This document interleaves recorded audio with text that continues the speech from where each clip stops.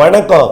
செல்வகுமாரின் இந்திய அனைத்து மாநிலங்களுக்குமான வானிலை ஆய்வறிக்கை 2025 ஜூன் 4 புதன்கிழமை அதிகாலை வானிலை ஆய்வறிக்கை. அதிகாரப்பூர்வ வானிலை அறிக்கைக்கு இந்திய வானிலை ஆராய்ச்சித்துறை அறிக்கையை பார்க்கவும். வடகிழக்கு மாநில பகுதிகளில் நீடித்துக் கொண்டிருந்த காற்று சுழற்சி செயலிழந்தது. வங்கக்கடலிலே அந்தமானுக்கு வடக்கே வளிமண்டல சுழற்சி புதிதாக நாளையிலிருந்து உருவாக போகிறது.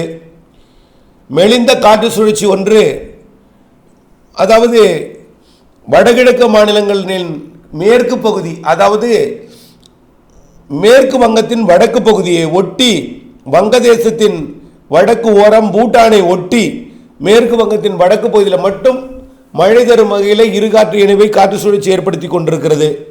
இதனால் மேற்கு வங்கம் மற்றும் மேற்கு வங்கத்தின் வடகோடி பகுதி வரைக்கும் மழை பொழிவு வாய்ப்பு இருக்கிறது. மேலும் அருணாச்சல பிரதேசம் உள்ளிட்ட அசாம், மேகாலய பகுதிகளிலும் ஆங்காங்கே மழைப்பொழிவை கொடுக்கும். பெரிய மழைப்பொழிவு, பாதிக்கும் மழைப்பொழிவு இனிமேல் இல்லை.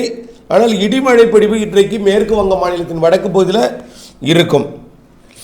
தமிழ்நாட்டிலும் இன்றைக்கு மாலை இரவிலே பெரும்பாலான பகுதிகளில் அனைத்து மாவட்டங்களும் ஆங்காங்கே நேற்றைக்கே சேலம், தருமபுரி, திருவண்ணாமலை, தெற்கு பகுதி கள்ளக்குறிச்சி, விழுப்புரம், சென்னை இங்கெல்லாம் நல்ல மழை பொறுத்திருக்கிறது.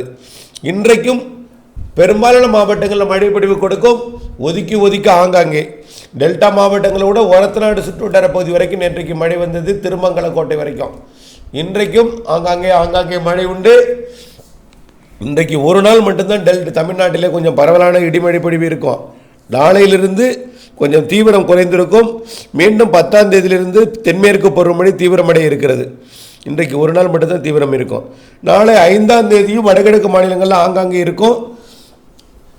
5ஆம் தேதியிலிருந்து 10ஆம் தேதி வரை பெரிதாக மழை பொழிவு தீவிரம் இருக்காது.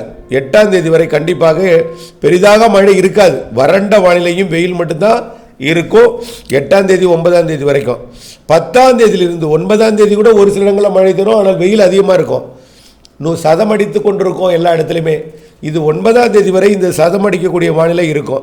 10ஆம் தேதியிலிருந்து தென்மேற்கு பருவமழையை தீவிரப்படுத்தக்கூடிய காற்று சுழற்சி வங்கக்கடலோட ஆந்திர பிரதேச கரையை ஒட்டி, வடக்காந்திர பிரதேசம் மற்றும் தெற்கு ஆந்திர கரையை ஒட்டி அமையும். 10ஆம் தேதியிலிருந்து காற்று சுழற்சியாக தான் அமையும். பெரிய ஒரு சிஸ்டம், ஸ்ட்ராங் சிஸ்டம்லாம் கிடையாது. 10ஆம் தேதியிலிருந்து தென் மாநிலங்களுக்கு ஆங்காங்கே மழைப்பொழிவை கொடுக்கும். ஆந்திர பிரதேசம், தெலுங்கானா, கர்நாடகா, தமிழ்நாடு, கேரளா, புதுச்சேரி, காரைக்கால், மாகே, ஏனாம் உள்ளிட்ட பகுதிகளுக்கு 10ஆம் தேதியிலிருந்து மழை. 11 இன்னும் கொஞ்சம் தீவிரமடையும். 12ஆம் தேதி ஒட்டுமொத்த தென் மாநிலங்களுக்கு நல்ல மழைப்பொழிவை கொடுக்கும். அரபிக்கடலோரம் உருவாகக்கூடிய, அதாவது அரபிக்கடலோரத்தில் இருந்து மழைப்பொழிவு உருவாகி வங்கக்கடலோரம் வரைக்கும் மழைப்பொழிவை 10ஆம் தேதியிலிருந்து கொடுக்க தொடங்கும்.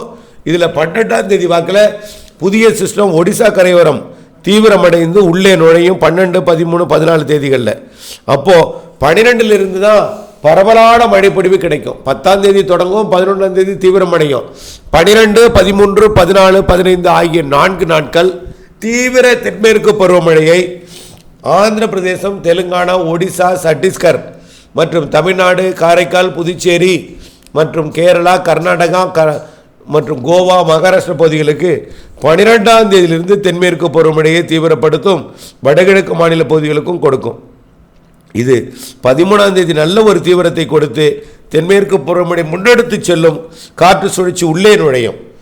13ஆம் தேதி உள்ளே நுழைந்து 14 தேதியில் உத்தரப்பிரதேசம், மத்திய பிரதேசம், பீகார் மற்றும் மகாராஷ்டிராவின் உள்பகுதியெல்லாம் 13ஆம் தேதி 14ஆம் தேதியில் மழைப்பொழிவை கொடுக்க தொடங்கினோம். அதே நேரத்தில் தென் மாநிலங்களில் இருக்கக்கூடிய மழை வடகிழக்கு மாநிலங்கள் மற்றும் வட இந்தியாவின் மத்திய பகுதி ஒட்டுமொத்த தென் மாநிலங்களுக்கு 14ஆம் தேதி தீவிர மழைப்பொழிவை கொடுக்கும். கேரளா, கர்நாடகா, மகாராஷ்டிரா, கோவா பகுதிகளுக்கு மிக கன மழைப்பொழிவை கொடுக்கும். அதே போல் ஆந்திர பிரதேசம், தெலுங்கானா, ஒடிசா, சத்தீஸ்கர், மேற்கு வங்கம் மற்றும் பீகார், ஜார்க்கண்ட் பகுதிகளுக்கும் மிக கன மழைப்பொழிவை கொடுக்கும். இதில் மகாராஷ்டிரா, கோவா, கர்நாடகா, கேரளாவிற்கு தான் 13, 14, 15 மிக கன மழைப்பொழிவு உண்டு. 15ஆம் தேதிக்கு மேலே அந்த நிகழ்வு தீவிரம், அதாவது அந்த நிகழ்வு உள்ளே நுழைந்துவிடும் என்பதனால தமிழ்நாட்டில் மழைப்பொழிவு தீவிரம் குறைந்து கேரளா முதல் மகாராஷ்டிரா, குஜராத் வரைக்கும் உள்ள அரபிக்கடலோர மாநிலங்களுக்கு மழைப்பொழிவு அதிகரிக்கும். தமிழ்நாட்டின் ஊடாக நுழைந்து வரக்கூடிய காற்று கர்நாடகா, ஆந்திர பிரதேசம், தெலுங்கானா வழியாக பயணிக்கும்.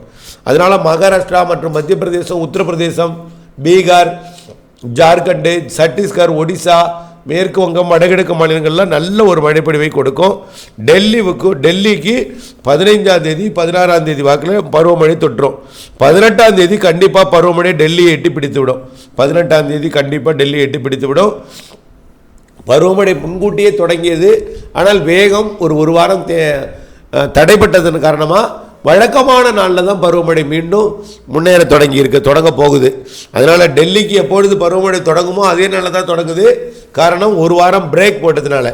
தாமதமாக தொடங்கியிருக்கூடிய, அதாவது நின்று மீண்டும் தொடங்கியிருக்கூடிய, தீவிரமடைந்து கொண்டிருக்கூடிய தென்மேற்கு பருவமழை 10ஆம் தேதியிலிருந்து 16, 17ஆம் தேதி வரை தமிழ்நாட்டிற்கும், 15ஆம் தேதி வரை தமிழ்நாட்டிற்கும், 15க்கு மேலும் ஒட்டுமொத்த இந்திய தீபகற்பத்துக்குமே நல்ல மழைப்பொழிவை கொடுக்கும்.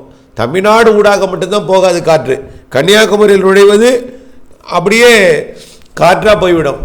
அதே போல் தமிழ்நாட்டின் மேற்கு தொடர்ச்சி மலையில் நுழைவது இருகாற்று இணைவில்லாமல் ஜில்லென்று ஒரு இதமான வெப்பநிலையில் போயிடும். ஆனால் வடக்கு கேரளா, தெற்கு கர்நாடகா, தெற்கு ஆந்திர பிரதேசம் வழியாக போய் மழைப்பொழிவை ஏற்படுத்தும். தெலுங்கானா, ஆந்திர பிரதேசம்லாம், கர்நாடகா, கோவா, மகாராஷ்டிரா, மத்திய பிரதேசம், உத்தரப்பிரதேசம் மற்றும் ஒடிசா, சத்தீஸ்கர், மேற்கு வங்கம், வடகிழக்கு மாநிலங்கள், பீகார், ஜார்க்கண்டு எல்லாமே மழைப்பொழிவை கொடுத்து 17, 18 தேதிகளில் டெல்லிக்கு பருவமழையை முன்னெடுத்து செல்லும். 17, 18 தேதிகளில். அதே 18, 18 தேதிகளில் நிகழ்வானது மகாராஷ்டிரா, மத்திய பிரதேச பகுதியில் நகர்ந்து கொண்டிருக்கும். தீவிர மழைப்பொழிவை ஒட்டுமொத்த வடகிழக்கு மாநிலங்கள், வட மாநிலங்களில் கொடுக்கும். 19, 20 தேதிகளில் அது மேலும் வடமேற்கு நோக்கி நகர்ந்து குஜராத் மற்றும் ராஜஸ்தான் பகுதிக்கு மழைப்பொழிவை தொடக்கும். 20, 21 தேதிகளில் இந்த நிகழ்வு தொடர்ந்து பாகிஸ்தான் எல்லையோரம் வரைக்கும் நகர்ந்து பருவமழையை 22ஆம் தேதிக்குள் பாகிஸ்தான் எல்லையோரம் வரைக்கும் தொடங்கும் என்று எதிர்பார்க்கப்படுகிறது. ஆகவே மீண்டும் பருவமழை தீவிரம் 9ஆம் தேதி 10ஆம் தேதிக்கு மேலே தொடங்க இருக்கிறது. 12லிருந்து பருவமழை நல்ல ஒரு தீவிரத்தை கொடுக்கும். 12, 13, 14ஆம் தேதியில் தமிழ்நாடு உள்ளிட்ட அனைத்து மாநிலங்களுக்குமே கனமழை காத்திருக்கிறது என்பதை நினைவில் கொள்ள வேண்டும். ஆகவே இன்றைக்கு ஒரு நாள் மட்டும் தமிழ்நாட்டில் ஆங்காங்கே மாலை இரவு இடிமழை பொழிவு இருக்கும். இன்றைக்கு பிறகு நாளை சிவகங்கை, மதுரை, ராமநாதபுரம் உள்ளிட்ட மாவட்டங்களில் மட்டும் ஒரு சில இடங்களில் இருக்கும். அதற்கு பிறகு 9ஆம் தேதிக்கு பிறகு பருவமழையாக தீவிரமடைந்து வெப்பச்சலன இடிமழையாக தமிழ்நாட்டிலும், பருவமழையாக கேரளாவிலும் இருந்து பிறகு 12ஆம் தேதியிலிருந்து வலுவான பருவமழையாக தமிழ்நாட்டிற்கும், அணைகள் நீர்பிடிப்பு பகுதிகளுக்கும் 10ஆம் தேதியிலிருந்தே கொடுக்கும். தமிழ்நாட்டிற்கும் சாரலை 8 மழையிலும் வலுவான மழைப்பிடிப்பை ஏற்படுத்தும் என்பதில் மாற்றம் ஏதும் இல்லை. தொடர்ந்து வானிலை ஆய்விற்குடன் இணைந்திருங்கள். வானிலை அறிந்து விவசாயம் செய்திடுங்கள். வானிலை அப்டேட் துல்லியம் அறிந்து திட்டமிட்ட வேளாண்மை செய்து லாபம் அடைந்து அன்போடு கேட்டுக்கொள்கிறேன். நன்றி.